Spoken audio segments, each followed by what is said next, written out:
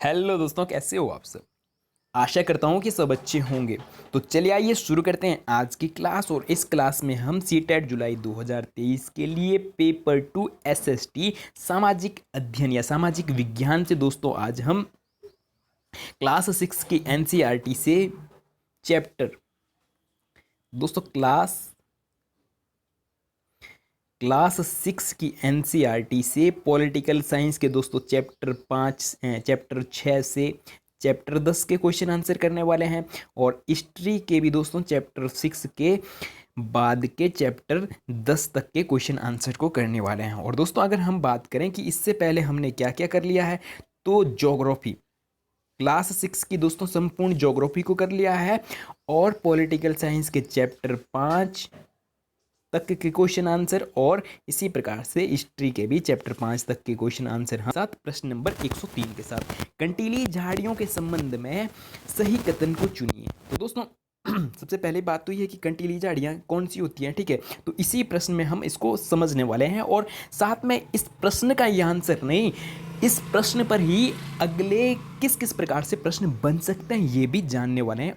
चारों के चारों ऑप्शन को समझने वाले हैं। तो दोस्तों पहला कथन है इसमें कि इस प्रकार की वनस्पति शुष्क भागों में पाई जाती है, ठीक है। तो दोस्तों शुष्क भागों का मतलब क्या है, या शुष्क वनस्पति का मतलब क्या है। ऐसी वनस्पति, या शुष्क का मतलब होता है सूखा, जहां पे क्या बहुत कम वर्षा होती है, तो ऐसी वनस्पति को हम कंटीली वनस्पति कहते हैं या कंटीली झाड़ियां कहते हैं, ठीक है। और कथन बी है दोस्तों, पानी की क्षति को कम करने के लिए इनकी, ठीक है, पानी की कमी को कम करने के लिए इनकी पत्तियों में बड़े बड़े कांटे होते हैं, ठीक है। और अगला कथन डी है दोस्तों, महत्वपूर्ण वृक्ष, इनके महत्वपूर्ण जो कंटीली झाड़ियां हैं, इनके महत्वपूर्ण वृक्ष कौन कौन से होते हैं, जैसे केकटस हो गया, और खैर हो गया, बबूल हो गया, और कीकर, ये इनकी महत्वपूर्ण क्या है, वृक्ष हैं। और ई कथन का मानना है कि उपयुक्त सभी कथन सत्य है। तो दोस्तों अगर हम बात करते हैं तो इसका सही उत्तर हो जाएगा ऑप्शन नंबर ई। और थोड़ा सा ये समझ लेते हैं कि जो पानी की क्षति को रोकने के लिए दोस्तों इनमें क्या होता है, जो इनकी पत्तियां हैं, पत्तियों में क्या होते हैं, बड़े बड़े कांटे होते हैं। तो दोस्तों अगर इनके पत्तियों में कांटे ना हो, अगर अन्य पौधों के पत्तियों के तरह ही इनमें भी क्या हो, इनके पत्तियों में भी रंध्र हो, तो दोस्तों पहले ही तो ये कैसा शुष्क क्षेत्र है या शुष्क भाग है जहाँ पे वर्षा बहुत कम होती है। अगर इनके पौधों के पत्तियों में भी क्या हो, रंध्र हो, तो दोस्तों रंध्रों के द्वारा क्या होता है, जो पौधा है, पौधे के पत्तियों में जो रंध्र होते हैं, इन रंध्रों से दोस्तों क्या होता है, जलवाष्प होता है। इसीलिए दोस्तों जलवाष्प को रोकने के लिए इन पत्तियों में क्या होते हैं, बड़े बड़े कांटे होते हैं, ताकि वृक्ष की पत्तियों से क्या ना हो, जलवाष्प ना हो, ठीक है। तो चलिए दोस्तों इसका सही उत्तर हो जाएगा ऑप्शन नंबर ई। बढ़ते हैं अगले प्रश्न की ओर। अगला जो दोस्तों प्रश्न है, प्रश्न नंबर 104। तो दोस्तों बहुत महत्वपूर्ण प्रश्न है, तो आइए समझते हैं। तो दोस्तों प्रश्न है मैग्रावन, और दोस्तों इस प्रकार का एक प्रश्न बनता ही बनता है। तो आइए समझते हैं पहले एक कथन को कि ये वन खारे पानी में भी रह सकते हैं। जो दोस्तों मैग्रावन है, ये क्या है, खारे पानी में भी रह सकते हैं, ठीक है। और ये मुख्यतः पश्चिम बंगाल के सुंदरवन तथा अंडमान निकोबार के द्वीप समूह में पाए जाते हैं, ठीक है। और कथन बी का मानना है कि सुंदरी इस प्रकार के वनों की महत्वपूर्ण प्रजाति है, और इसी प्रजाति के नाम पर इसका नाम सुंदरवन पड़ा। तो दोस्तों सुंदरवन किसका नाम पड़ा, जो सुंदरी प्रजाति है, इसके कारण जो पश्चिम बंगाल में क्या है, मैग्रावन है, उसका नाम सुंदरवन पड़ा, ठीक है। तो दोस्तों इसका जो सही उत्तर हो जाएगा वो हो जाएगा ऑप्शन नंबर, ये दोनों ही कथन क्या है, सही है बिल्कुल, कि ये कथन, ये जो मैग्रावन है, मैग्रावन कहाँ, खारे पानी में भी रह सकते हैं, सही बात है। और इसके मुख्य तो ये कहाँ पाए जाते हैं, पश्चिम बंगाल और अंडमान निकोबार में पाए जाते हैं। और सुंदरी क्या है, इस प्रकार के एक महत्वपूर्ण प्रजाति है, और इस प्रजाति के कारण ही क्या है, इस क्षेत्र का नाम क्या, सुंदरवन पड़ा। तो दोनों ही कथन सत्य है, इसलिए दोस्तों ऑप्शन नंबर 4 सही उत्तर हो जाएगा। तो चलिए बढ़ते हैं दोस्तों अगले प्रश्न की ओर। और अगला जो दोस्तों प्रश्न है ये भी बहुत बहुत महत्वपूर्ण है, और इस पर भी प्रश्न बनकर आ सकता है। तो दोस्तों गुजरात के गिरिवन में डैश डैश का निवास है, एशियाई शेरों का निवास है, या ऊंट का निवास है, या एक सींग वाले गैंडे का निवास है या हाथी का निवास है? तो दोस्तों इसका जो सही उत्तर हो जाएगा वो हो जाएगा ऑप्शन नंबर ए सही उत्तर हो जाएगा कि गुजरात के गिरिवन में एशियाई शेरों का निवास है। और दोस्तों अगर हम बात करते हैं ऊंट, ऊंट कहाँ पाए जाएंगे दोस्तों? राजस्थान में। और अगर हम बात करते हैं कि एक सींग वाले गैंडा और हाथी ये कहाँ पाए जाते हैं, तो दोस्तों असम के जंगलों में, ठीक है, असम, ये कहाँ पाए जाते हैं? असम के जंगलों में। तो चलिए दोस्तों बढ़ते हैं अगले प्रश्न की ओर। और अगला जो दोस्तों प्रश्न है, अब यहाँ से पॉलिटिकल साइंस स्टार्ट हो जाता है। तो चलिए शुरू करते हैं पॉलिटिकल साइंस का पहला प्रश्न। जमीन को नापना और उसका रिकॉर्ड रखना पटवारी का मुख्य काम होता है। ठीक है, तो दोस्तों ये प्रश्न थोड़ा सा पूरा नहीं दिख रहा है, तो इसको हम थोड़ा सा छोटा कर लेते हैं प्रश्न के आकार को। ठीक है, तो दोस्तों कथन ए है कि जमीन को नापना और उसका रिकॉर्ड रखना पटवारी का मुख्य काम होता है। और बी कथन है पटवारी को कई नामों से जाना जाता है, जैसे कि पटवारी, लेखपाल और कर्मचारी, ग्रामीण अधिकारी और कानूनगो के नाम से जाना जाता है। और कथन सी है दोस्तों प्रत्येक पटवारी कुछ गांवों के लिए जिम्मेदार होता है। और कथन डी है आमतौर पर पटवारी के पास खेत नापने के अलग अलग तरीके होते हैं और कई जगहों पर वो एक लंबी लोहे की जंजीर का इस्तेमाल करते हैं जिसे जरीब कहते हैं। तो दोस्तों उपरोक्त चारों के चारों कथन क्या है? सत्य हैं। ए भी सही है, बी भी सही है और डी भी सही है, सी भी सही है और डी भी सही है। तो दोस्तों इसलिए इसका जो सही उत्तर हो जाएगा वो हो जाएगा ऑप्शन नंबर 4, इसका सही उत्तर हो जाएगा। ए बी सी डी चारों सत्य है। बढ़ते हैं दोस्तों अगले प्रश्न की ओर। अगला जो दोस्तों प्रश्न है, प्रश्न नंबर 107, निम्नलिखित में से असत्य कथन को चुनिए। ठीक है, असत्य कथन की पहचान करनी है दोस्तों। तो कथन ए है पटवारी किसानों से भूमि कर इकट्ठा करता है। तो दोस्तों किसानों से भूमि कर इकट्ठा कौन करता है? पटवारी करता है, कथन ए का मानना है। और कथन बी है दोस्तों सरकार को अपने क्षेत्र में उगाने वाली फसलों के बारे में जानकारी देता है और यह कौन? पटवारी, ठीक है, का काम होता है और अपने रिकॉर्ड के आधार पर काम करता है पटवारी। ठीक है, और कथन सी है दोस्तों इन सब का हिसाब रखना सरकार के राजस्व विभाग का काम नहीं है। तो दोस्तों उपरोक्त ए और बी दोनों कथन क्या है? सही है कि पटवारी क्या करता है? भूमि कर इकट्ठा करता है। और अगला है कि ये सरकार को क्या अपने क्षेत्र में आने वाले फसलों, जो एक पटवारी के अंतर्गत जो क्षेत्र आते हैं, जो गाँव आते हैं, तो उन गाँवों में किस किस प्रकार की फसल उगाई जा रही है इसके बारे में सरकार को क्या करते हैं? इन्फॉर्म करते हैं। और अगर बात करें हम और उसका रिकॉर्ड रखते हैं, रिकॉर्ड के आधार पर। और जो कथन सी है, कथन सी का मानना है दोस्तों कि इन सब का हिसाब रखना सरकार के राजस्व विभाग का काम नहीं है। दोस्तों ये सरकार के राजस्व विभाग का ही काम है। ठीक है, और हमें कथन सी में दिया गया कि नहीं है, तो इसलिए ये वाला क्या हो जाएगा? गलत हो जाएगा। कथन सी क्या हो जाएगा? गलत हो जाएगा। तो दोस्तों इसका सही उत्तर हो जाएगा ऑप्शन नंबर ए और बी। क्या है? ए और बी सत्य है और सी असत्य है। तो दोस्तों इसका सही उत्तर कथन 3 हो जाएगा, क्योंकि हमें प्रश्न में पूछा गया था कि कौन सा असत्य है, तो इसलिए ऑप्शन नंबर 3 इसका क्या हो जाएगा? सही उत्तर हो जाएगा। तो चलिए बढ़ते हैं दोस्तों अगले प्रश्न की ओर। अगला जो दोस्तों प्रश्न है, प्रश्न नंबर 108, सत्य कथन की पहचान कीजिए। तहसीलदार पटवारी के काम का निरीक्षण करता है। तो दोस्तों तहसीलदार पटवारी के काम का निरीक्षण करता है। और कथन बी है तहसीलदार विद्यार्थियों को जरूरत पड़ने पर जाति प्रमाण पत्र भी देता है। तो दोस्तों ए और बी कथन क्या है? उपरोक्त ए और बी दोनों ही कथन क्या है? सत्य हैं। और दोस्तों उत्तराखंड में एक नई स्कीम चली है कि अब जितने भी सरकारी विद्यालय हैं, सरकारी विद्यालयों में दोस्तों जो जैसे क्लास 10 के बच्चे या 11-12, तो उनके जाति प्रमाण पत्र और स्थायी प्रमाण पत्र और आय प्रमाण पत्र अब कहाँ? स्कूल में ही बनाए जा रहे हैं। ठीक है, तो दोस्तों इसका जो सही उत्तर हो जाएगा ए और बी दोनों कथन सत्य है, तो इसलिए ऑप्शन नंबर 4 इसका सही उत्तर हो जाएगा। बढ़ते हैं दोस्तों अगले प्रश्न की ओर। अगला जो दोस्तों प्रश्न है, प्रश्न नंबर 109, हिंदू अधिनियम धारा 2005 के संबंध में असत्य कथन को बताना है। दोस्तों बहुत बहुत इंपॉर्टेंट प्रश्न है दोस्तों। कथन ये है हिंदू औरतों को परिवार की जमीन में हिस्सा न देना। और कथन बी है दोस्तों, पिता की मृत्यु के बाद जमीन बेटों बेटियों और माँ को जमीन में बराबर हिस्सा दिलाने के संबंध में है।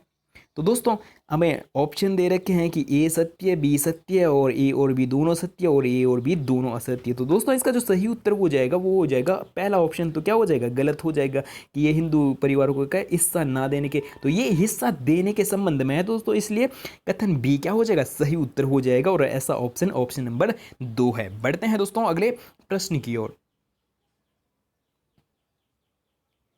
अगला जो दोस्तों प्रश्न है 110, नगर निगम के संबंध में सत्य कथन की पहचान करो। नगर निगम के संबंध में क्या करना है, सत्य कथन की पहचान करनी है। तो कथन ए है दोस्तों, यह सड़कों पर रोशनी की व्यवस्था, कूड़ा इकट्ठा करने, पानी की सुविधा उपलब्ध कराने और सड़कों व बाजार की सफाई का काम करती है। कौन, नगर निगम। और कथन बी है दोस्तों, नगर निगम का काम यह सुनिश्चित करना है कि शहर में बीमारियां न फैलें और यह स्कूल स्थापित करता है और इन्हें चलाता है और शहर में दवाखाने और अस्पताल चलाता है।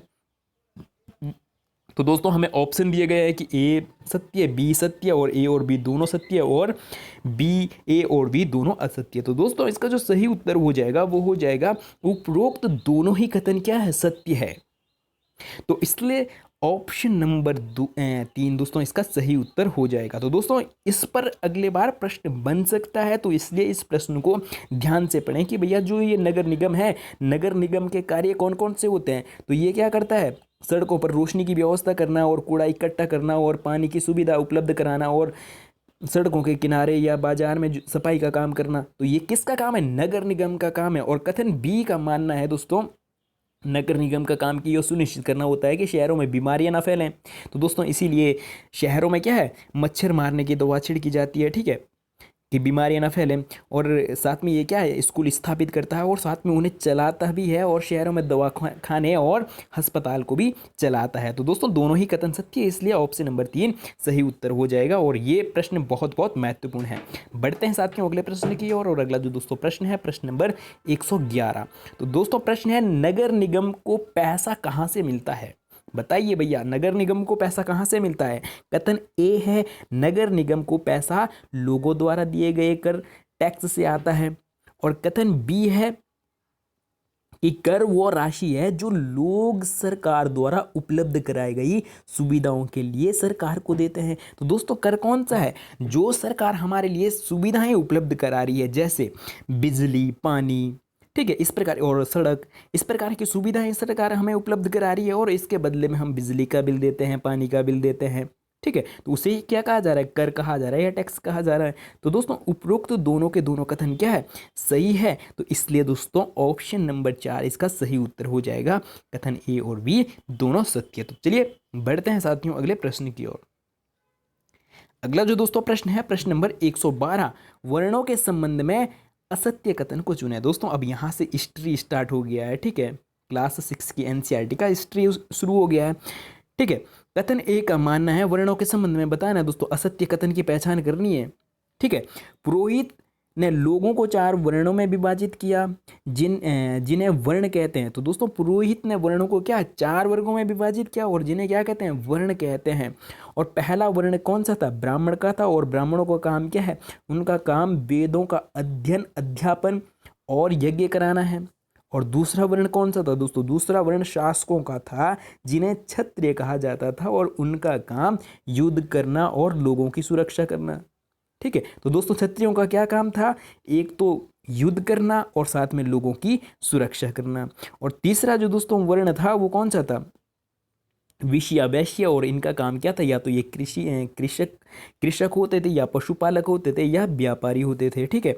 और अंतिम जो दोस्तों वर्ण था वो शूद्रों का था और उन्हें अनुष्ठान करने का अधिकार था। तो दोस्तों हमें असत्य कथन की पहचान करनी है, तो इसलिए दोस्तों यहाँ पे असत्य कौन सा हो जाएगा, ऑप्शन नंबर 4 सही उत्तर हो जाएगा, क्योंकि हमें असत्य पूछा है। तो असत्य कौन सा है, ऑप्शन नंबर 4 है। यहाँ तक तो सही बात है कि जो चौथा वर्ण था वो कौन सा था, शूद्रों का था, लेकिन इसमें आगे बताया गया कि इन्हें अनुष्ठान करने का अधिकार होता था। तो दोस्तों इन्हें अनुष्ठान करने का अधिकार नहीं होता था और हमें यही पूछा था कि कौन सा असत्य है, तो दोस्तों ऑप्शन नंबर डी असत्य है, और असत्य पूछा गया था तो इसलिए असत्य ही यहाँ पे क्या हो जाएगा, सत्य हो जाएगा। तो चलिए दोस्तों हम बढ़ते हैं अगले प्रश्न की ओर। अगला जो दोस्तों प्रश्न है, प्रश्न नंबर 113, जनपद के संबंध में सत्य कथन चुने। ठीक है, तो जनपद के संबंध में हमें क्या करना है, सत्य कथन को चुनना है। तो दोस्तों प्रश्न को क्या करना है, आपको पहले ध्यान से पढ़ना है और तभी उसका जवाब देना है। आपको हर वीडियो में प्रश्न को पहले रोकना है और फिर उसको पढ़ना है, और फिर क्या करेंगे आप, एक अपने कॉपी या पेन लेकर उसमें प्रश्नों की संख्या लिखे कि आप ये जांचते जाएंगे कि कितने कथन सत्य हो रहे हैं, और ऐसा करने से आप स्वयं का मूल्यांकन कर सकते हैं और अपनी तैयारी का मूल्यांकन अब आप जब स्वयं करते हैं तो आप देख पाएंगे कि आपकी कौन से क्षेत्र क्या है मजबूत है और कहाँ पे कमियां रह रही हैं। ऐसा करने से ही आप सीटेट को अच्छे नंबरों के साथ क्या कर सकते हैं, क्वालिफाई कर सकते हैं। ठीक है, तो दोस्तों जनपदों के संबंध में क्या करना है, सत्य कथन चुनना है। तो कथन ए है, महायज्ञों को कराने वाला राजा अब जन का राजा ना होकर जनपदों का राजा माने जाने लगा। ठीक है, जो राजा भी दोस्तों क्या करा रहा है, महायज्ञ करा रहा है, अब वो जन का राजा नहीं रहा, वो कहाँ जनपदों का राजा मानने जाने लगा। और कथन बी है दोस्तों, जनपद का शाब्दिक अर्थ जन के बसने की जगह। तो दोस्तों जनपद का शाब्दिक अर्थ क्या है, जन के बसने की, जहाँ लोग बस रहे हैं उसे ही क्या कहा जाता है, जनपद कहा जाता है। तो दोस्तों ऑप्शन दिए गए हैं हमें, ए सत्य, बी सत्य, ए और बी दोनों सत्य, और ए और बी दोनों असत्य। तो दोस्तों इसका सही उत्तर हो जाएगा ए और बी दोनों कथन सत्य है, तो ऑप्शन नंबर 3 सही उत्तर हो जाएगा। तो चलिए दोस्तों बढ़ते हैं अगले प्रश्न की ओर। अगला जो दोस्तों प्रश्न है, प्रश्न नंबर 114, मगध के संबंध में असत्य कथन को चुने। तो दोस्तों मगध के संबंध में कौन सा असत्य कथन को चुनना है, ठीक है, असत्य को चुनना है। तो कथन ए है कि लगभग 200 साल के भीतर मगध सबसे शक्तिशाली जनपद बन गया। और अगला है दोस्तों कथन बी है, मगध के दो बहुत शक्तिशाली शासक कौन कौन से थे दोस्तों, एक तो बिंदुसार है और दूसरा अजातशत्रु हुए।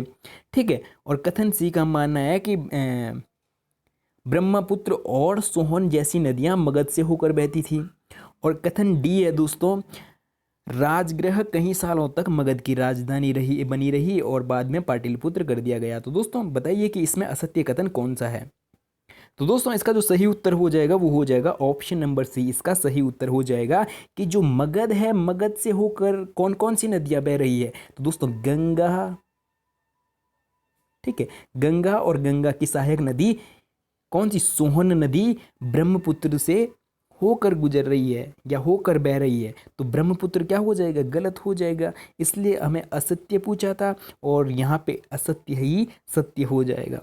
ठीक है, और अगला दोस्तों इसी प्रश्न पर इस प्रकार से पूछा जाता है कि जो गंगा और सोहन नदी है, गंगा और सोहन नदी के मगध कौन सी दिशा में बसा है, उत्तर दिशा में बसा है या पश्चिम दिशा में बसा है या दक्षिण दिशा में या पूरब दिशा में बसा है। तो दोस्तों इसका जो सही उत्तर हो जाता कि अगर प्रश्न इस प्रकार से पूछा जाता कि गंगा और सोहन, गंगा की सहायक नदी सोहन के मगध उत्तर में बसा है, दक्षिण में बसा है, पश्चिम में, तो दोस्तों दक्षिण दिशा में बसा है। ठीक है, तो चलिए दोस्तों बढ़ते हैं अगले प्रश्न की ओर। अगला जो दोस्तों प्रश्न है ये भी बहुत बहुत महत्वपूर्ण प्रश्न है और पिछले प्रश्न से ही संबंधित है, और पिछला और इस प्रश्न को हम दोनों को जोड़कर पढ़ने वाले हैं और समझने वाले हैं। तो दोस्तों अगला प्रश्न है, वज्जी के संबंध में असत्य कथन बताइए। तो दोस्तों हमने ऊपर देखा इस कथन में कि जो मगध है, मगध 200 साल पहले क्या है, बहुत महत्वपूर्ण जनपद बना, ठीक है, और शक्तिशाली जनपद था मगध। तो दोस्तों 200 साल उसी मगध जब शक्तिशाली था तो मगध के ही बगल में दोस्तों वज्जी भी है, क्या है, एक शक्तिशाली उसके रूप में उभर रहा था। ठीक है, तो अगर बात करते हैं और ये जैसे मान लो कि यहाँ पे क्या है, मगध है और मगध के ही बगल में ये क्या है, वज्जी है, तो वज्जी भी एक शक्ति के रूप में उभर रहा था। ठीक है, तो समझते हैं इनको। तो कथन ए है कि वज्जी में अलग किस्म की शासन व्यवस्था थी। तो दोस्तों जो ये वज्जी है, वज्जी में क्या अलग किस्म की शासन व्यवस्था थी जिसे गण या संघ कहते हैं। और अगला है दोस्तों बी कथन है कि गण या संघ में कहीं शासक होते थे। तो दोस्तों ध्यान से देखिए, इस पर प्रश्न आ जाएगा सीटेट में कि गण या संघ में कहीं शक्तिशाली शासक होते न, कहीं शासक होते थे और कभी कभी ये शासक क्या करते थे, एक साथ शासन करते थे। दोस्तों कहीं शासक होते थे, शासक का मतलब समझ लो कि बहुत सारे राजा होते थे और कभी कभी ये सारे के सारा राजा क्या करते थे, एक साथ शासन करते थे, जिसमें प्रत्येक व्यक्ति क्या कहलाता था, राजा कहलाता था। ठीक है, बाकी तो कहीं दोस्तों ऐसा आपको देखने को नहीं मिलेगा कि एक से अधिक राजा होंगे एक ही राज्य में या एक ही किसमें, एक ही जनपद में। ठीक है, तो और कथन सी है दोस्तों, ये राजा सभी विभिन्न अनुष्ठानों को एक साथ संपन्न कराते थे और सभाओं में बैठकर ये बातचीत, बहस, वाद विवाद के जरिए तय करते थे कि क्या करना है और किस तरह करना है। और कथन डी है दोस्तों, स्त्रियां, दास तथा कामगार इन सभाओं में हिस्सा ले सकते थे।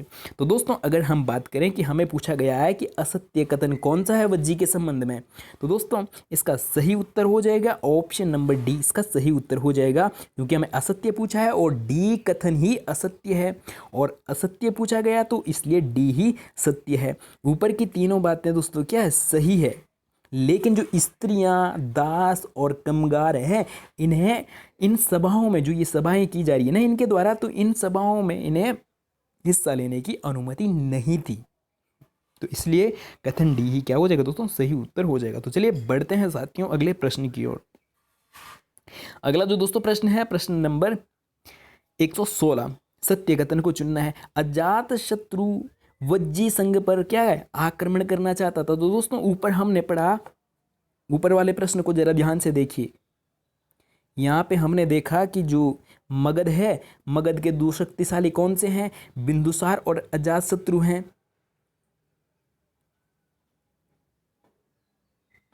ठीक है, तो जो मगध है, मगध के दो शक्तिशाली शासक कौन कौन है, अजातशत्रु और बिंदुसार है। तो अजातशत्रु क्या चाह रहा है, वज्जी संघ पर आक्रमण करना चाह रहा है। तो हमने कहा कि ये जो मगध है, मगध क्या था, शक्तिशाली जनपद था, और उसी के बगल में कौन, वज्जी भी था, ये भी एक शक्ति के रूप में उभर रहा था। तो इसलिए कौन, अजातशत्रु चाह रहे हैं कि दोस्तों इस पर क्या करूं, आक्रमण करूं, इसको क्या करें, इस पे अटैक किया जाए। क्योंकि अगर मान लो कि शहर में एक बड़ा गुंडा है और अगर उसके बाद छोटा गुंडा कोई पनप रहा है, तो उसको वो क्या करना चाहता है, या तो अपने अधीन में लाना चाहता है या उसे वहाँ से खदेड़ना चाहता है। तो इसी प्रकार से अजातशत्रु भी चाह रहा था। तो उसके लिए अजातशत्रु क्या करते हैं, अजातशत्रु वज्जी संघ पर आक्रमण करना चाहते थे, और साथ में उन्हें अपने मंत्री, और किसने, अजातशत्रु ने अपने मंत्री वस्कार को बुद्ध के पास सलाहकार के लिए भेजा। ठीक है, तो दोस्तों इसके अगर बात करते हैं कि इसका सही उत्तर क्या हो जाएगा, कथन ए सत्य है, बी सत्य है, या ए और बी दोनों सत्य है और ए और बी असत्य। तो दोस्तों इसका सही उत्तर हो जाएगा ऑप्शन नंबर 3, इसका सही उत्तर हो जाएगा ए और बी दोनों सत्य है, कि भाई आक्रमण भी करना चाहते थे और उसके लिए उन्होंने अपने मंत्री वस्कार को बुद्ध के पास सलाह के लिए भेजा कि उन पे अटैक करे या ना करें। फिर जब बुद्ध वस्कार से पूछते हैं कि जो वज्जी है, वज्जी में नियमित सभाएं चल रही है और वहाँ पे जो स्त्रियां हैं, स्त्रियों का सम्मान किया जाता है। ठीक है, तो फिर वो युद्ध के लिए क्या कर देते हैं, कुछ टाइम के लिए मनाही कर देते हैं, जब तक इसमें वज्जी में नियमित सभाएं और स्त्रियों पुरुषों का क्या हो, सम्मान हो, प्रजा का सम्मान हो। ठीक है, चलिए दोस्तों बढ़ते हैं अगले प्रश्न की ओर। और अगला जो प्रश्न है, प्रश्न नंबर 117। तो दोस्तों प्रश्न है, असत्य कथन की पहचान करनी है। अश्वमेध के घोड़े को अपने राज्य से गुजरने की छूट देने वाले राजाओं को यज्ञ में आमंत्रित किया जाता था। तो दोस्तों जो राजा क्या करा रहा है, अश्वमेध यज्ञ करा रहा है, और उसका घोड़ा जिन जिन राजाओं के जनपदों से होकर गुजर रहा है, ठीक है, तो वो उनकी क्या कर लेते थे, हार स्वीकार कर लेते थे। ठीक है, और फिर राजा उन्हें यज्ञ में बुलाता था, आमंत्रित किया जाता था, ऐसा कहना है कथन ए का। और कथन बी है, राजा के ऊपर सारथी पवित्र जल का छिड़काव करता था। और कथन सी है, पुरातत्वविदों को जनपद की बस्तियों से महल मिले। और कथन डी है दोस्तों, महाजनपदों में बहुत सारे नगर में क्या थी, किलेबंदी थी। तो दोस्तों हमें पूछा गया है कि असत्य कथन की पहचान करनी है। तो असत्य कथन कौन कौन सा हो जाएगा, एक तो कथन बी असत्य हो जाएगा। ठीक है, राजा पर दोस्तों जल का छिड़काव कौन करेगा? सारथी नहीं करेगा। कौन करेगा दोस्तों? पुरोहित करेगा। ठीक है, राजा पर जल का छिड़काव कौन करता था? पुरोहित करता था। और अगला सी कथन है कि पुरातत्वविदों को जनपदों में बस्तियों में क्या मिले? बस्तियों में दोस्तों महल कहाँ होंगे? ठीक है, इसलिए कथन सी भी क्या हो जाएगा? गलत हो जाएगा। और हमें गलत ही पूछा था तो बी और सी गलत है। तो दोस्तों बी और सी गलत वाला कौन सा ऑप्शन है?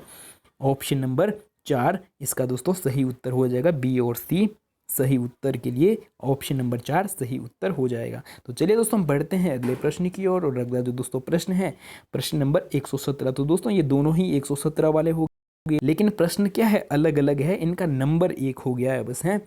तो अगला प्रश्न है प्रश्न नंबर 118 कर देते हैं इसको। 17 से इसको क्या कर देंगे? 18 कर देंगे।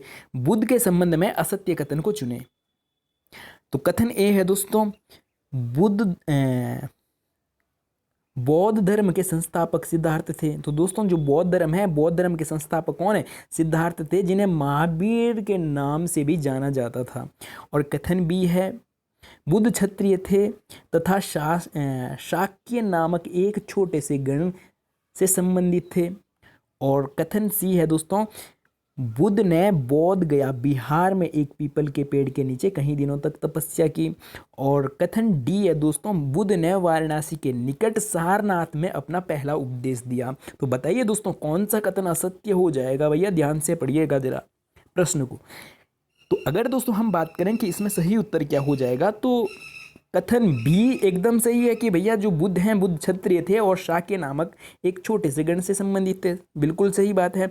और कथन सी भी दोस्तों एकदम सही है कि बुद्ध ने बोध गया बिहार में एक पीपल के नीचे, पेड़ के नीचे कई दिनों तक तपस्या की। बिल्कुल सही बात है। और कथन डी भी एकदम सही है कि वाराणसी के निकट सारनाथ में बुद्ध ने अपना पहला उपदेश दिया। तो दोस्तों कथन ए असत्य है। और कहाँ से असत्य है जरा समझते हैं। बौद्ध धर्म के संस्थापक थे, बिल्कुल। जो दोस्तों सिद्धार्थ है, सिद्धार्थ बौद्ध धर्म, तो दोस्तों बुद्ध का ही नाम क्या है? सिद्धार्थ भी है। तो बौद्ध धर्म के संस्थापक है, बिल्कुल सत्य है। लेकिन यहाँ से असत्य हो जाएगा, जिन्हें महावीर के नाम से जाना जाता था। तो दोस्तों महावीर के नाम से नहीं, गौतम के नाम से जाना जाता था। ठीक है, गौतम के नाम से जाना जाता था। और जो दोस्तों महावीर है, महावीर जैन धर्म के 24वें तीर्थंकर थे। तो दोस्तों जो जैन है, महावीर है, महावीर स्वामी जैन धर्म के, वर्धमान महावीर जैन धर्म के 24वें तीर्थंकर थे और 24वें और अंतिम तीर्थंकर थे। तो अगला दोस्तों प्रश्न एक इस प्रकार से बन जाता है कि बौद्ध धर्म और जैन धर्म में से कौन सा धर्म प्राचीन है या पुराना है? तो दोस्तों बताइएगा जरा कमेंट करके कि इनमें से दोनों में से कौन सा धर्म पुराना हो जाएगा। अगर आप थोड़ा सा भी कॉमन सेंस से या अपना सो विवेक का प्रयोग करते हैं तो इसका आंसर यहीं पे सही हो जाएगा। तो हमने बताया है कि एक तो जो बुद्ध है, बुद्ध ने किसकी? बौद्ध धर्म की स्थापना करी। और ये दोनों क्या है? एक दूसरे के समकालीन है। और जब ये दोनों एक दूसरे के समकालीन है तो जो गौतम बुद्ध है, गौतम बुद्ध नहीं दोस्तों, महावीर स्वामी है। ठीक है, महावीर स्वामी जैन धर्म के 24वें तीर्थंकर थे। इसका मतलब 23 तीर्थंकर पहले भी रहे होंगे। तो जो जैन धर्म है, जैन धर्म पहले से चला हुआ आ रहा है और बौद्ध धर्म क्या है? जैन धर्म के मुकाबले नया है, ये कह सकते हैं। ठीक है, तो दोस्तों इस प्रकार से भी एक प्रश्न बनता है कि इनमें से कौन सा धर्म पुराना है या, ठीक है, जैन या बौद्ध। तो बढ़ते हैं दोस्तों अगले प्रश्न की ओर। और अगला जो दोस्तों प्रश्न हो जाएगा प्रश्न नंबर 119, सत्य कथन को चुने। जैन तथा बौद्ध भिक्षु पूरे साल एक स्थान से दूसरे स्थान तक घूमते हुए उपदेश दिया करते थे। और कथन बी है दोस्तों, केवल वर्षा ऋतु में जब यात्रा करना कठिन हो जाता था तो वे एक स्थान पर निवास करते थे। और जहाँ पे दोस्तों ये एक इस स्थान पे क्या करते थे? शरण लेते थे। और तब कहीं शरण बनाए गए हैं, शरणास्थल बनाए गए। शरण स्थल का मतलब है जहाँ दोस्तों ये कुछ समय के लिए क्या रुक रहे हैं, पूरे वर्ष भर तो दोस्तों ये क्या कर रहे हैं? एक स्थान से दूसरे स्थान में घूम रहे हैं और उपदेश दिया कर देते। लेकिन जब क्या होता था, वर्षा ऋतु में बहुत ज़्यादा वर्षा होती तो दोस्तों क्या है, वर्षा ऋतु में बहुत जो नाले होते हैं, नदियाँ होती है और गदेरे होते हैं, उनमें बहुत ज़्यादा पानी का बहाव होता है, तो इस कारण इनको एक जगह से दूसरी जगह जगह जाने तक क्या कठिनाई का सामना करना पड़ता था। तो इसीलिए ये 2 से 3 महीने तक जहाँ पे रुकते थे, जहाँ पे शरण लेते थे, तो उन्हें शरणा स्थल कहा गया और बाद में इन्हें क्या है, बिहार कहा जाने लगा। ठीक है। और डी कथन है दोस्तों, आरंभिक बिहार लकड़ी के बनाए गए तथा बाद में इनका निर्माण ईंटों का प्रयोग, इनके निर्माण में ईंटों का प्रयोग करने होने लगा। तो दोस्तों हमें बताना है कि हमें सत्य कथन को चुनना है। तो दोस्तों अगर हम बात करते हैं कि इसका सही उत्तर क्या हो जाएगा, तो दोस्तों ए बी सी डी ये चारों के चारों कथन क्या है, सत्य हैं, इसलिए ऑप्शन नंबर 4 इसका सही उत्तर हो जाएगा। ए बी सी और डी सत्य। बढ़ते हैं साथियों अगले प्रश्न की ओर। अगला जो दोस्तों प्रश्न है, प्रश्न नंबर 120, सही वाक्यों की पहचान कीजिए। ठीक है। बुद्ध ने पशु बलि को बढ़ावा दिया, और कथन बी है, बुद्ध द्वारा प्रथम उपदेश सारनाथ में देने के कारण यह जगह क्या बहुत महत्व, इस जगह का बहुत महत्व है कि सारनाथ में बुद्ध ने क्या दिया, अपना उपदेश दिया, इसलिए जो सारनाथ की जगह है दोस्तों इसका महत्व उसके कारण है। और कथन सी है दोस्तों, बुद्ध ने शिक्षा दी कि कर्म का हमारे जीवन पर कोई प्रभाव नहीं पड़ता। तो दोस्तों बुद्ध ने इस प्रकार की शिक्षा दी कि जो कर्म है, कर्म का हमारे जीवन पर कोई प्रभाव नहीं पड़ता। और कथन डी है दोस्तों, बुद्ध ने बोध गया में ज्ञान प्राप्त किया।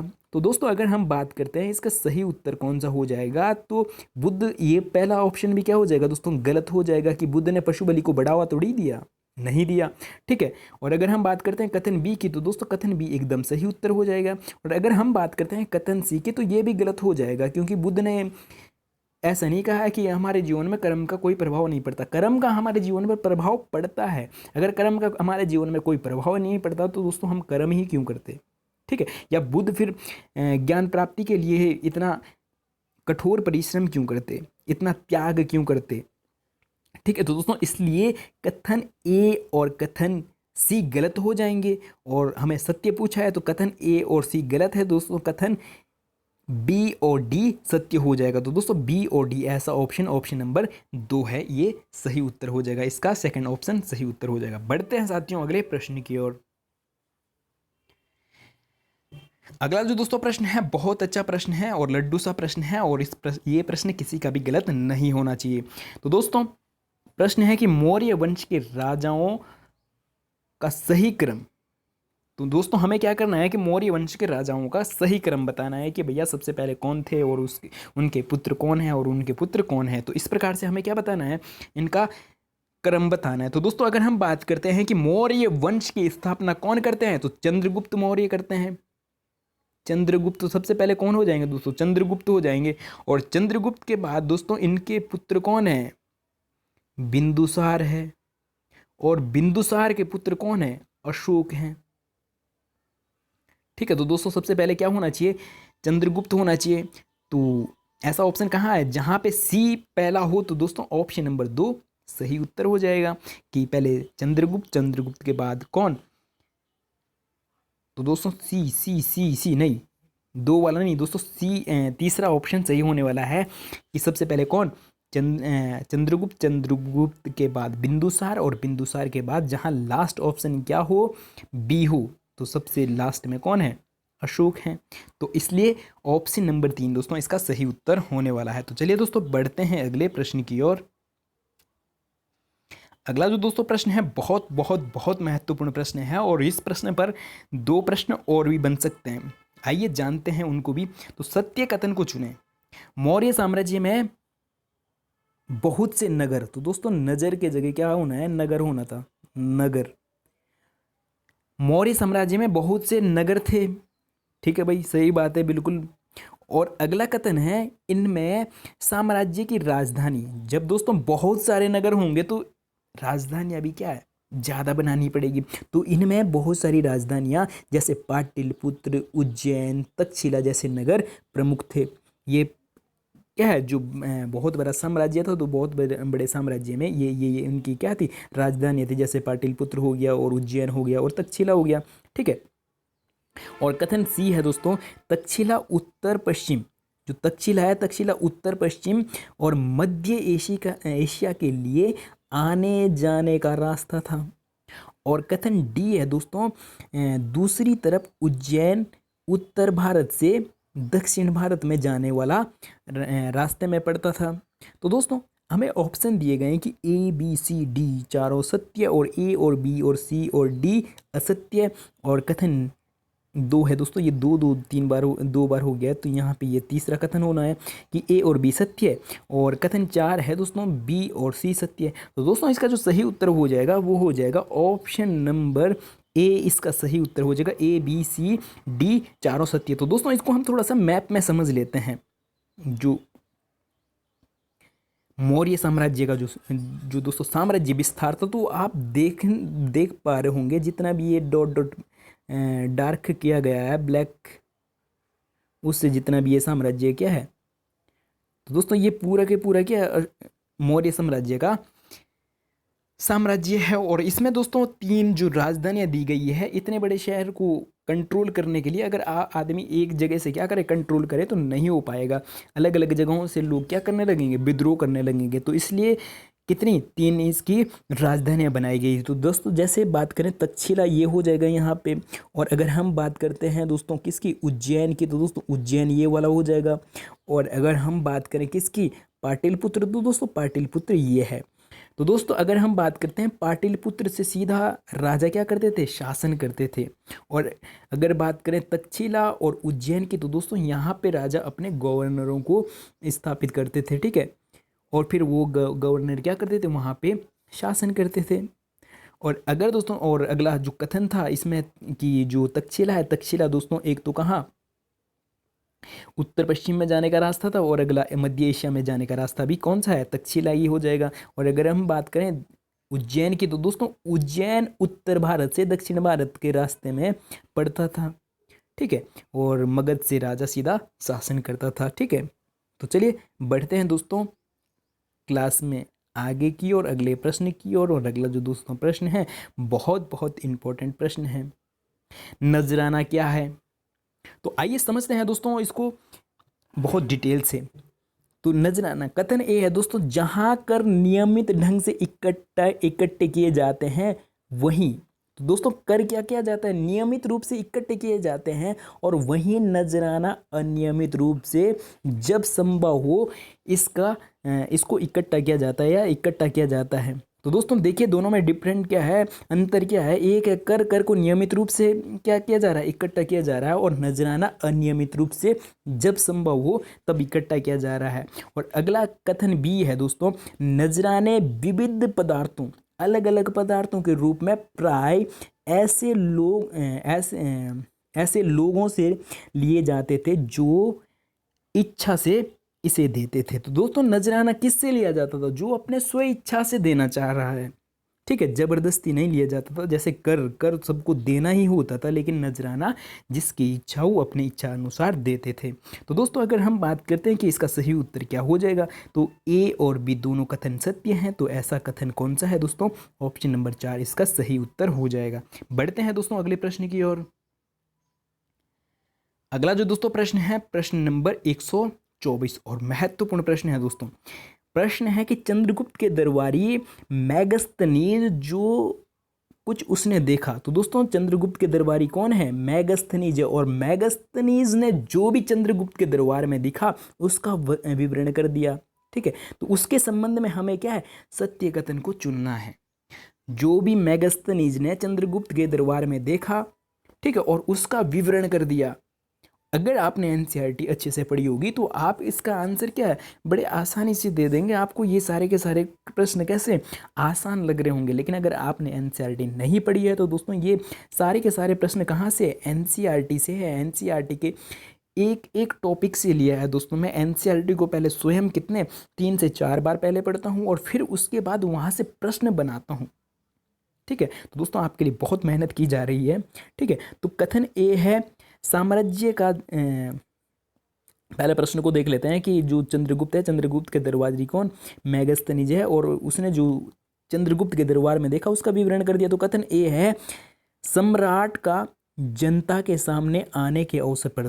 दोस्तों जब सम्राट क्या है, जनता के सामने आ रहे हैं, तो ऐसे अवसरों पर शोभा यात्रा के रूप में जश्न मनाया जाता है। कि जब सम्राट क्या कर रहा है, जनता के सामने आ रहा है, तो ऐसे अवसरों पर क्या है, शोभा यात्रा के रूप में जश्न मनाया जा रहा है। कथन ए का मानना है। और कथन बी है दोस्तों, उन्हें एक सोने की पालकी पर, जो राजा है, राजा दोस्तों जब क्या है, जनता के बीच में आ रहे हैं, तो उन्हें एक सोने की पालकी पर ले जाया जाता था। और कथन सी है दोस्तों, राजा सामान्य तो हथियारबंदी महिलाओं से घिरा होता था। तो राजा कैसे, हथियारबंदी महिलाओं से घिरा रहता था, ठीक है।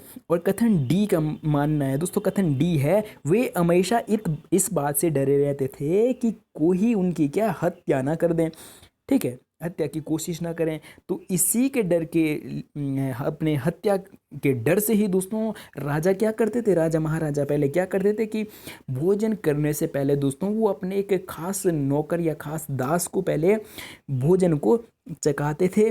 और अगर बात करते हैं कि सोने की, वो दोस्तों जैसे राजा है, राजा अपने महल में कभी भी 2 दिन, एक दिन से ज़्यादा एक ही कमरे में रात को नहीं सोते थे, अलग अलग कमरे बदल कर सोते थे। उनको डर लगा रहता था कि कोई आकर हमारी हत्या ना कर लें, ठीक है। तो दोस्तों अगर हम बात करते हैं ये उपरोक्त चारों के चारों कथन क्या है, सही हैं, तो ऐसा ऑप्शन कौन सा है दोस्तों, ऑप्शन नंबर ए इसका सही उत्तर हो जाएगा। स्पष्ट सही उत्तर हो जाएगा ए बी सी डी, चारों के चारों कथन सत्य। बढ़ते हैं अगले प्रश्न की ओर। अगला जो दोस्तों प्रश्न है, प्रश्न नंबर 105, अशोक के संबंध में सत्य कथन चुने। तो दोस्तों कथन ए है, अशोक मौर्य वंश के सबसे प्रसिद्ध शासक थे। और कथन बी है, अशोक ने अभिलेखों द्वारा जनता तक अपने संदेश पहुंचाने की कोशिश की। और सी है दोस्तों, अशोक के ज़्यादातर अभिलेख प्राकृत भाषा और ब्राह्मी लिपि में है। तो दोस्तों उपरोक्त तीनों के तीनों कथन सत्य है, तो इसलिए इसका सही उत्तर हो जाएगा option number 3 A B C, तीनों सत्य। बढ़ते हैं दोस्तों अगले प्रश्न की ओर। अगला जो दोस्तों प्रश्न है, प्रश्न नंबर 127, और बहुत बहुत इंपॉर्टेंट प्रश्न है दोस्तों, कलिंग युद्ध के संबंध में है। कलिंग युद्ध का वर्णन करते हुए अशोक ने अपने एक अभिलेख में लिखा। तो दोस्तों क्या लिखा, कथन ए है कि राजा बनने के 8 साल बाद मैंने कलिंग पर विजय प्राप्त कर ली। तो दोस्तों अशोक ने लिखा एक अभिलेख में कि राजा बनने के बाद मैंने 8 साल बाद कलिंग पर विजय की। और कथन बी है, लगभग 1.5 लाख लोग बंदी बनाए गए। दोस्तों कलिंग युद्ध में लगभग 1.5 लाख लोगों को बंदी बनाया गया और 1 लाख से भी ज़्यादा लोग मारे गए, ठीक है।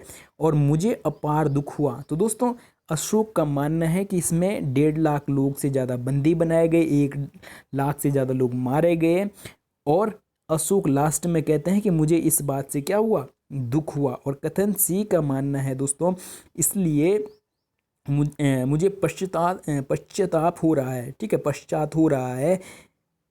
अब मैंने धर्म पालन करने एवं दूसरों को इनकी शिक्षा देने का निश्चय किया है। तो दोस्तों कलिंग युद्ध से अशोक क्या हो जाते हैं, एकदम युद्ध वाली प्रवृत्ति को छोड़कर, त्याग कर, ठीक है, अब धर्म पालन करना शुरू कर देते हैं, ठीक है।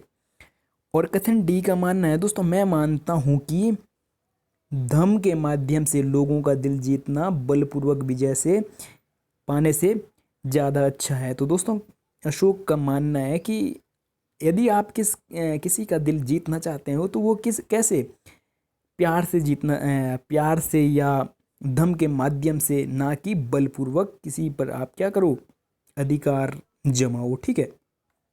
और ई कथन है दोस्तों, उपरोक्त सभी कथन सत्य। तो दोस्तों इसका जो सही उत्तर हो जाएगा वो हो जाएगा ऑप्शन नंबर ई, इसका सही उत्तर हो जाएगा। तो चलिए बढ़ते हैं साथियों अगले प्रश्न की ओर। अगला जो दोस्तों प्रश्न है, प्रश्न नंबर 128, सत्य वाक्यों की पहचान कीजिए। तो दोस्तों कथन ए है, उज्जैन उत्तर पश्चिम की तरफ आगमन के मार्ग था। तो दोस्तों अगर आपने ऊपर वाला एक प्रश्न पढ़ा होगा जिसमें मैंने मैप में समझाया, अगर आपने उसको अच्छे से देखा होगा तो इस प्रश्न का जवाब आप बहुत आसानी से दे देंगे। लेकिन अगर आपने उसी प्रश्न को अच्छे से नहीं पढ़ा होगा तो ये प्रश्न भी आपको अच्छे से समझ में नहीं आने वाला है, ठीक है। या यूँ कह सकते हैं कि आप उसका जवाब अच्छे से नहीं दे सकते, ठीक है। तो दोस्तों कथन बी है आधुनिक पाकिस्तान और अफगानिस्तान के इलाके मौर्य साम्राज्य के अंतर्गत आते थे। और सी कथन है दोस्तों चंद्रगुप्त के विचार अर्थशास्त्र में लिखे गए और कलिंग बंगाल का प्राचीन नाम था।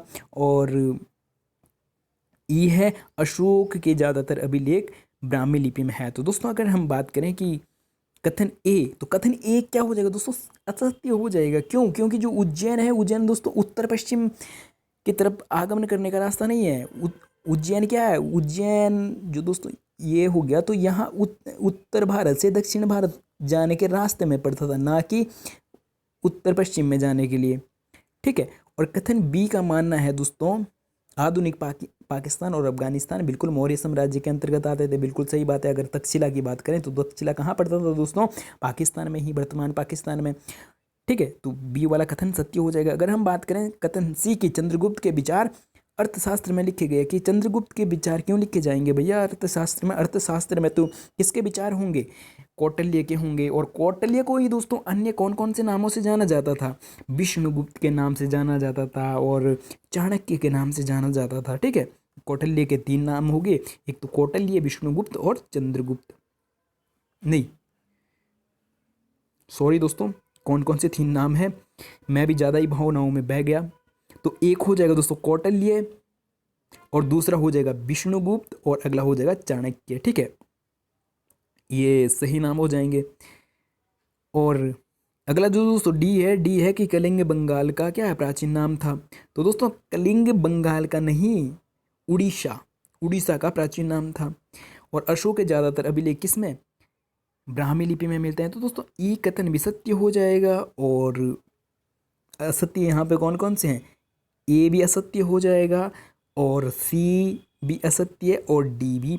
तो इसलिए दोस्तों बी और ई यहाँ पे सही उत्तर हो जाएंगे। तो इसलिए ऑप्शन नंबर 2 इसका सही उत्तर हो जाएगा। तो चलिए बढ़ते हैं अगले प्रश्न की ओर।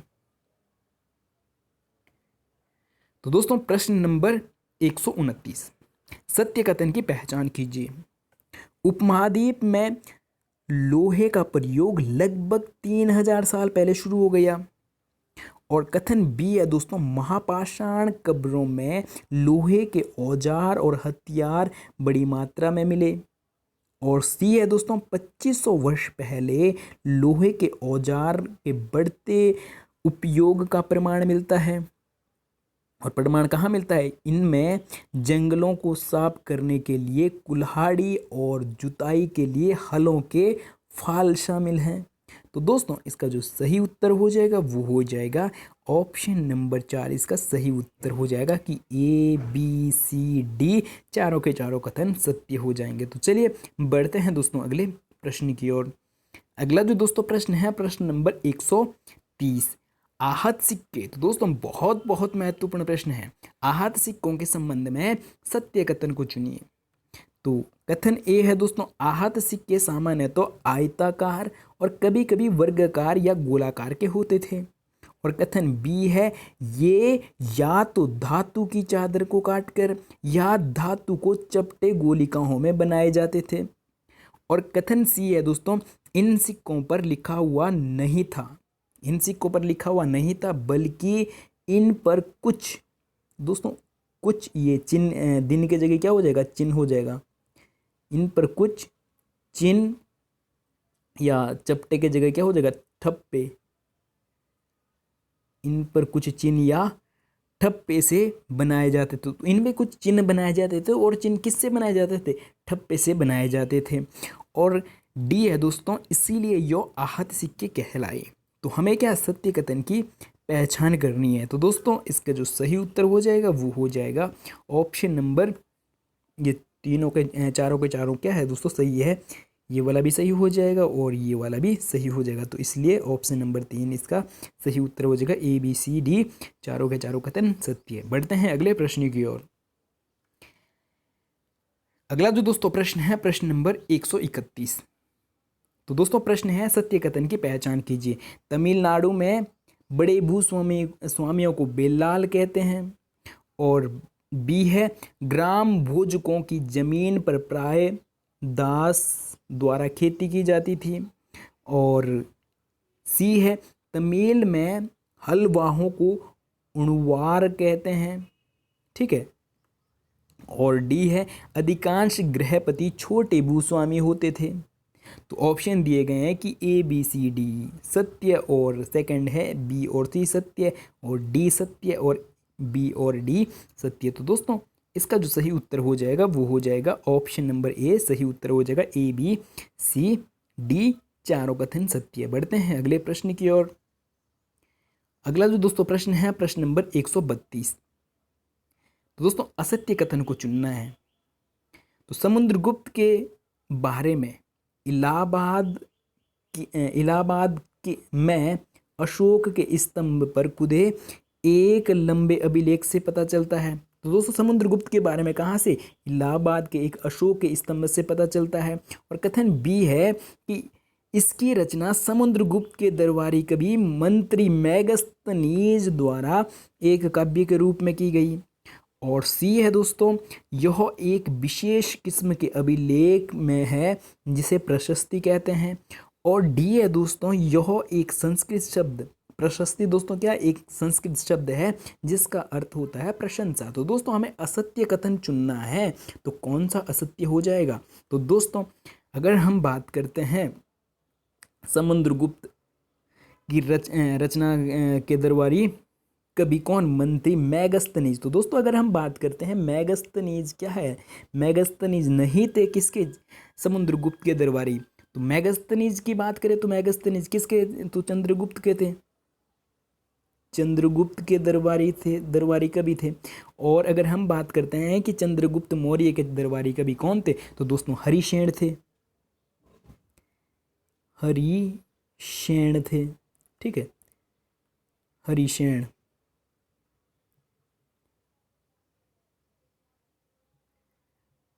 ठीक है। तो दोस्तों इसलिए कथन बी क्या हो जाएगा? असत्य हो जाएगा। तो इसलिए दोस्तों आपको छोटी छोटी बातों को ही पेपर में ध्यान रखना होता है, छोटी छोटी गलतियां ही नहीं करनी होती है। और जब हम छोटी छोटी गलतियां कर लेते हैं तो प्रश्न ही गलत हो जाता है। ठीक है, तो बढ़ते हैं दोस्तों अगले प्रश्न की ओर। और अगला जो दोस्तों प्रश्न है बहुत इंपॉर्टेंट प्रश्न है कि असत्य कथन को चुने। ठीक है, समुद्रगुप्त के दरबारी कवि कौन से थे? कौन कौन से थे?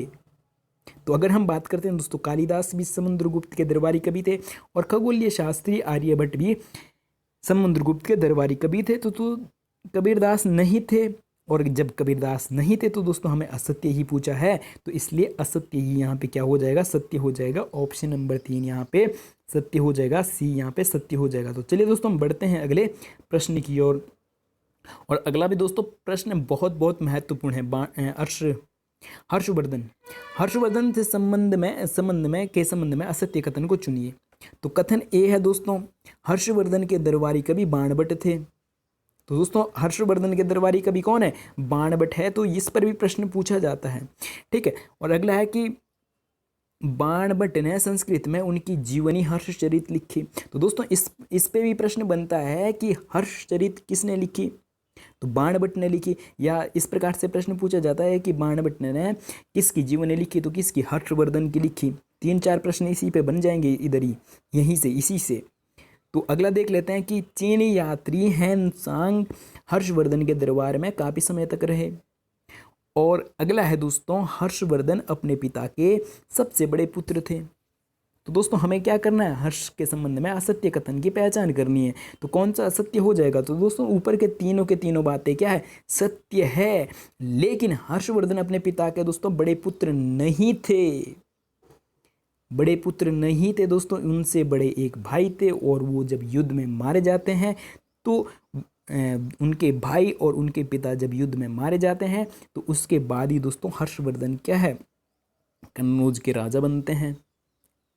तो बढ़ते हैं दोस्तों अगले प्रश्न की ओर। और अगला जो दोस्तों प्रश्न हो जाएगा प्रश्न नंबर 135। और दोस्तों ये आज के लिए सेकंड लास्ट प्रश्न है। तो दोस्तों अगर आप हमारे सारथी कोचिंग सेंटर में पहली बार हो और तो चैनल को सब्सक्राइब और वीडियो को लाइक करना ना भूलें। अगर आपको लगता है कि हमारे द्वारा आपके लिए थोड़ी सी भी मेहनत की जा रही है, तो दोस्तों पीडीएफ को बनाते हुए, कंटेंट को तैयार करते हुए, प्रश्नों को बनाते हुए दोस्तों बहुत मेहनत लग जाती है। और अगर आपको लगता है कि हमारे द्वारा आपके लिए मेहनत की जा रही है तो चैनल को सब्सक्राइब और वीडियो को लाइक और वीडियो को ज़्यादा से ज़्यादा अपने दोस्तों तक शेयर करना ना भूलें। तो देखते हैं दोस्तों प्रश्न नंबर 135। पुलकेशन द्वितीय सबसे प्रसिद्ध चालुक्य राजा थे। और कथन बी है दोस्तों, उनके बारे में हमें उनके दरबारी कवि रवि कीर्ति द्वारा रचित प्रशस्ति से पता चलता है। तो दोस्तों इस प्रकार से प्रश्न पूछा जाता है कि भाई पुलकेशन द्वितीय के दरबारी कवि कौन थे, तो रवि कीर्ति है। और रवि कीर्ति से ही दोस्तों हमें पुलकेशन द्वितीय के बारे में पता चलता है इनकी प्रशस्ति द्वारा, ठीक है। और कथन सी है, इसमें उनके पूर्वजों, जो दोस्तों ये प्रशस्ति लिखी ना, तो इसमें उनके पूर्वजों खास तौर से पिछली 4 पीढ़ियों के बारे में बताया गया है। और कथन डी है, उपयुक्त सभी सत्य। तो दोस्तों इसका सही उत्तर हो जाएगा ऑप्शन नंबर डी, सही उत्तर हो जाएगा उपयुक्त सभी सत्य। तो बढ़ते हैं अगले प्रश्न की ओर। और अगला जो दोस्तों प्रश्न है बहुत बहुत इंपॉर्टेंट प्रश्न है, और यहाँ से एक प्रश्न बनेगा ही बनेगा। आपको घुमा फिरा के यहाँ से एक प्रश्न किसी भी प्रकार से पूछा जा सकता है। यहाँ तो आपको सीधा पूछा जाएगा कि भाई स्तूप देवी, तो दोस्तों ये देवी कहाँ से आ गया, स्तूप ही स्तूप होना था, ठीक है। स्तूप या स्तूप से पूछा जा सकता है, या शिखर से पूछा जा सकता है, या मंडप से पूछा जा सकता है, या गर्भगृह से पूछा जा सकता है, या प्रतीक्षणा पद से पूछा जा सकता है। अलग अलग तरीके से दोस्तों किसी भी प्रकार से आपको प्रश्न पूछा जा सकता है। तो दोस्तों इसलिए इस प्रश्न को जरा ध्यान से देखें, ठीक है। तो अगर हम बात करते हैं, ये स्तूप होना था, देवी गलती से टाइप हो गया है दोस्तों। अगर हम बात करते हैं कि स्तूप किसे कहते हैं, तो दोस्तों स्तूप क्या था, एक टीला है। और अगर हम दोस्तों बात करें कि शिखर, तो दोस्तों शिखर हो जाएगा गर्भगृह के ऊपर लंबाई में निर्माण। और दोस्तों अगर हम बात करते हैं मंडप, तो दोस्तों मंडप कौन सा हो जाएगा, मंडप में हो जाएगा देवी देवताओं की मूर्ति स्थापित करने की जगह। मंडप के लिए दोस्तों सही ऑप्शन कौन सा हो जाएगा, मंदिर में लोगों, तो मंडप के लिए दोस्तों ये वाला ऑप्शन सही उत्तर हो जाएगा कि मंदिर में लोगों के इकट्ठा होने की जगह। और अगर हम बात करते हैं गर्भगृह की, तो दोस्तों इसके लिए सही ऑप्शन हो जाएगा आपका देवी देवताओं की मूर्ति स्थापित करने की जगह है।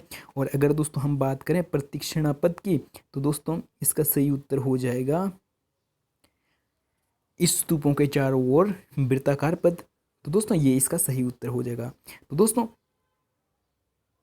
अब बात करते हैं कि अगली कक्षा में हम क्या करने वाले हैं, इससे जो अगली क्लास चलेगी उसमें हम क्या करने वाले हैं। तो दोस्तों उसमें हम क्लास 7 की NCERT से ज्योग्राफी का चैप्टर 1 और 2 को करने वाले हैं। तो दोस्तों आपके लिए गृह कार्य है कि आप क्या करने वाले हैं, क्लास 7 की NCERT का दोस्तों ज्योग्राफी का चैप्टर 1 और 2 को पढ़ के आए, और अगले क्लास में हम उस पर प्रश्न करने वाले हैं। तो चलिए दोस्तों आज के लिए इतना ही। वीडियो में पूरा बने रहने के लिए बहुत बहुत धन्यवाद, और मिलते हैं जल्दी ही इस प्रकार की नेक्स्ट वीडियो में। और अगर आप चैनल पे नए हो तो चैनल को सब्सक्राइब और वीडियो को लाइक करना ना भूलें, और साथ में अपने दोस्तों तक भी वीडियो को ज़्यादा से ज़्यादा शेयर करें।